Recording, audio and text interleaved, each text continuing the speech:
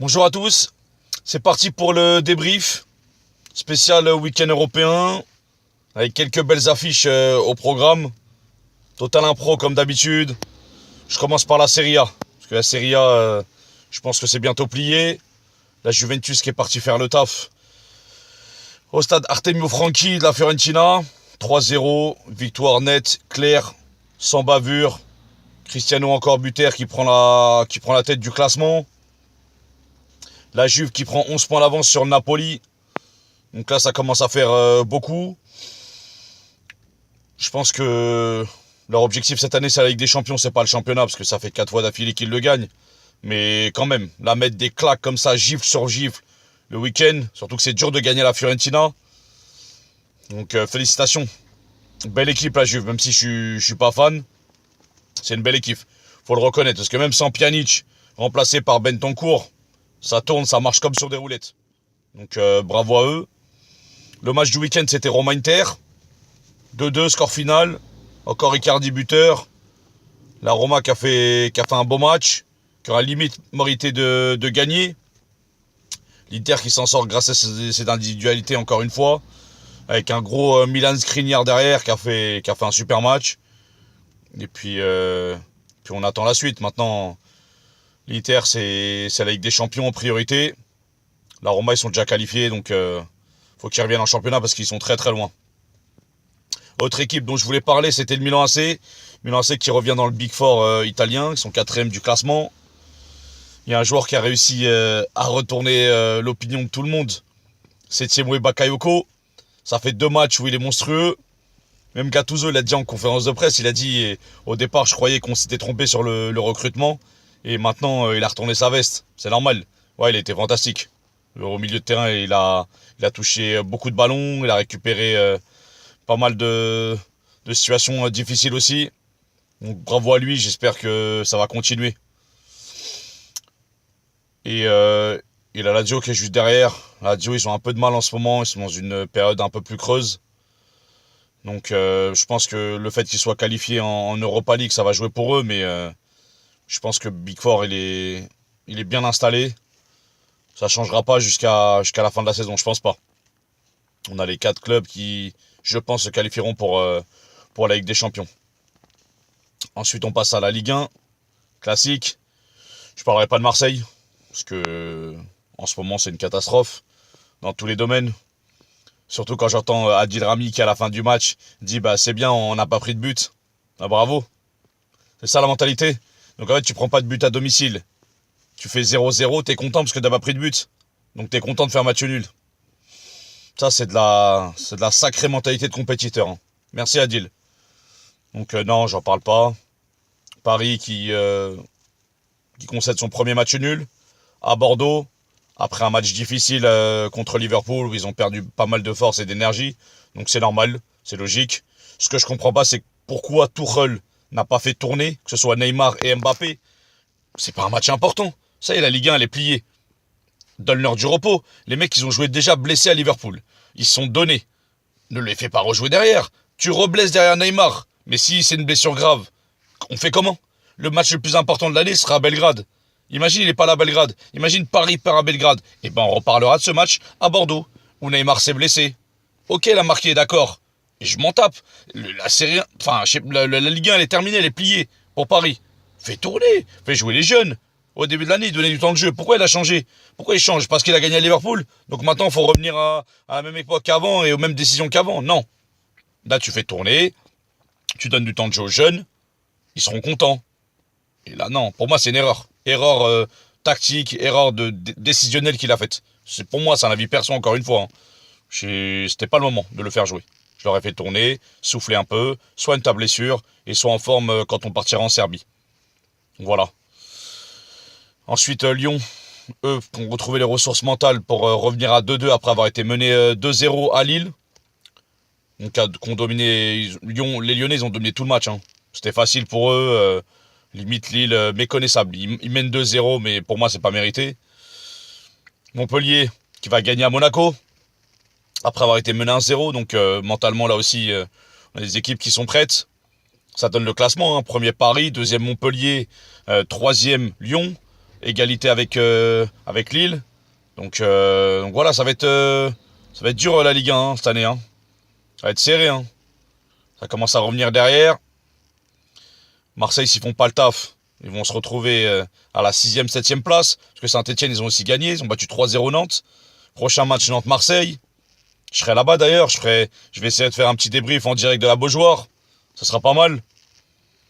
Donc voilà, on verra ce que ça donne par la suite. En Bundesliga, Dortmund qui continue à caracoler en tête. 7 points d'avance sur le deuxième Mönchengladbach qui a perdu à Leipzig. Leipzig qui a fait un gros match, grosse intensité d'ailleurs. Le Bayern qui revient aussi à la 4e place, après avoir été gagné au Werder de Brême grâce à un doublé de Serge Gnabry. Et puis derrière au classement, il y a Francfort qui a fait la mauvaise opération, qui redescend au classement. Et Hoffenheim qui rôde derrière avec le Hertha Berlin. Voilà, c'est du classique pour l'instant en Allemagne. Je pense que ça va changer parce que là, il y a la trêve qui arrive. Ça changera à partir de février-mars, à mon avis. Le plus beau match que j'ai vu ce week-end, c'était en Angleterre. Arsenal-Tottenham. Oh là là. Une ambiance de fou malade. C'était un délire. Aubameyang, et quand Aubameyang il égalise, et quand Lacazette il met le 3e but, wow, le stade il allait soulever. C'est un truc de fou. Pourtant, ils étaient menés, Arsenal, hein, menés 2-1. L'année dernière, ils perdaient ce match. C'est sûr et certain. Mais cette année, Emery, faut reconnaître, il fait du super bon travail. Il fait grave tourner. Hein. C'est pas toujours les mêmes joueurs. Lacazette est souvent sur le banc. Hein. Mais à chaque fois qu'ils rentrent, ils font la différence. Je suis content parce que même si c'est pas mon club, parce que mon club c'est celui-là. Mais Arsenal, j'ai besoin de cette rivalité. J'ai besoin d'un Arsenal de haut niveau. Parce qu'en ce moment, Manchester, ils sont pas au niveau. Ils sont pas prêts. Ils sont 6e du classement, 7e. À égalité de points avec Everton. C'est une mauvaise saison. C'est une mauvaise saison pour l'instant. Voilà, il y a qu'en Ligue des Champions où ils font des petites performances, des petites prestations intéressantes. Mais un championnat, c'est pas ça. Sérieux, United, un grand club comme ça, qui est en train de mourir petit à petit. Non, Mourinho fait quelque chose. Fais quelque chose. Tu peux pas laisser ça. Tu peux pas faire des déclarations fracassantes à chaque fois sur Pogba en conférence de presse, parler du style de jeu, t'énerver contre un tel ou un tel. Non, ça y est, reprends les rênes, reprends-toi en main, fais quelque chose parce que là, c'est pas possible. Non, United, le club le plus riche du monde, et au final, on peut pas recruter. C'est pas possible. Il y a quelque chose, il y a un problème. J'entends tout et n'importe quoi dans ce club. Il va falloir faire le ménage, hein. C'est plus possible. City toujours en tête. Victoire 3-1 à domicile contre Bournemouth. Voilà, Liverpool qui gagne à la dernière minute. Un but catastrophique. Je croyais que j'avais eu ma dose de but gag cette semaine avec les 2 CSC de Marseille en Europa League. Non, il y en a une autre. Il y a eu la petite bourde de Jordan Pickford, le gardien d'Everton, qui prend le ballon, après touche la barre, elle arrive sur Origi. But dernière seconde. Le match, il est terminé. C'est grave de faire ça dans un derby. Les gens ils vont s'en souvenir. Hein. Pas faire de ce genre de bourde. Hein. Donc voilà, et puis Chelsea qui gagne 2-0, tranquille à la maison, qui est 3e. Donc voilà, tout va bien, le classement reste le même, ça n'a pas bougé, sauf Arsenal qui repasse devant Tottenham. Sinon c'est de la première ligue comme on l'aime, avec de l'intensité, des gros matchs tous les week-ends. Pourvu que ça continue comme ça, et bientôt le Boxing Day, avec des matchs fantastiques à regarder. Je finis avec l'Espagne. En Espagne, le Barça qui a repris son dû, qui reprend la tête du championnat, après une grosse performance, un gros match contre Villarreal. Surtout, mention spéciale, et j'insiste là-dessus, sur Ousmane Dembélé, qui a mis tout le monde d'accord, qui a fait un énorme match, qui est présent sur toutes les situations dangereuses. Donc je suis vraiment content pour lui, parce qu'après tous les reproches qu'on lui a fait, pour une fois Messi qui vient l'adouber, qui dit oui qu'il a fait un gros match, le coach qui vient le serrer dans ses bras, le public qui commence à l'apprécier. S'il continue comme ça, je vous l'ai dit, hein, il suffit d'un déclic dans la vie, il suffit d'un peu de travail, et tout va changer. Donc je suis content pour lui. Le Real qui revient petit à petit aussi après sa victoire 2-0. Séville qui va faire match nul à Alaves. Et derrière, l'Atlético qui fait la mauvaise opération en faisant un nul à Girona. Donc, normalement, la Liga, ça devrait bouger un petit peu. C'est pas stable pour l'instant. Il y a des surprises à chaque match. Ça devrait changer petit à petit, je pense. Mais le Barça restera en tête. Je les vois bien partis. Là, ils ont pas mal de blessés. Ils enchaînent blessure sur blessure. Notamment Umtiti, ça commence à être un peu grave. Donc... j'espère que ça ira mieux. Voilà, c'est un petit débrief tranquille aujourd'hui. Je finis par le top but parce qu'il y a eu des sacrés buts ce week-end. C'était dur, hein. Surtout en Ligue 1. En Ligue 1, je crois que c'est le championnat où il y a le plus de top buts, hein, entre l'ouverture du score d'Ismail Assar, frappe enroulée lucarne, le coup franc de Wabi Kazri, qui est pas mal. Après, j'ai deux buts que j'ai trouvé magnifiques ce week-end. Le premier, c'est le but de Max-Alain Gradel avec Toulouse.